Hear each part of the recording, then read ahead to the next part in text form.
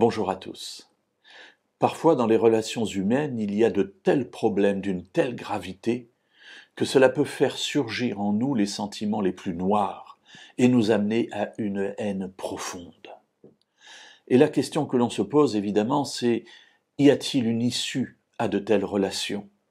Y a-t-il une possibilité de changement?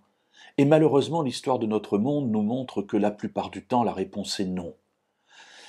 Pourtant, il y a de l'espoir, et je voudrais voir avec vous, et également demain, l'histoire, alors de manière très raccourcie, de deux frères, Jacob et Ésaü.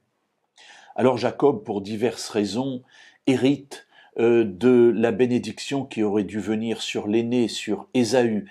Il l'a fait avec tromperie sur l'instigation de sa mère.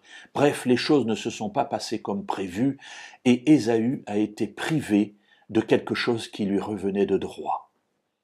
Alors, le résultat de cette supercherie fait que, dans le livre de la Genèse, au verset 27 et au chapitre 27, et au verset 41, il est écrit: Ésaü prit Jacob en aversion, à cause de la bénédiction dont son père l'avait béni.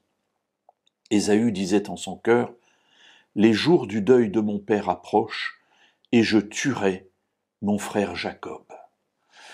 Alors mes amis, voilà, quand on parle d'aversion, il y a là quelque chose qui va naître de la rancœur, de l'amertume, et ça va pourrir, ça va infester toute la vie d'Ésaü, à tel point qu'à un moment donné, il prend la décision, il dit: je ne peux pas le faire maintenant parce que mon père est encore vivant, mais bientôt mon père va mourir, ce qui ne va pas être le cas, d'ailleurs il va vivre encore très longtemps après, mais enfin, c'est en tout cas ce qu'il pensait, et moi je tuerai mon frère Jacob.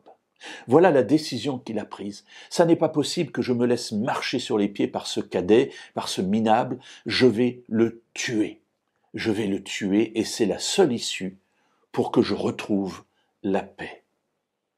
Alors mes amis, j'espère que vous ne vous êtes jamais trouvés dans ce type de situation, mais parfois nous nous trouvons dans des accidents de vie qui nous amènent à nourrir du ressentiment, à laisser l'amertume se développer en nous jusqu'à ne plus penser qu'à une chose, peut-être le malheur de l'autre, ou vivre dans une mare nauséabonde.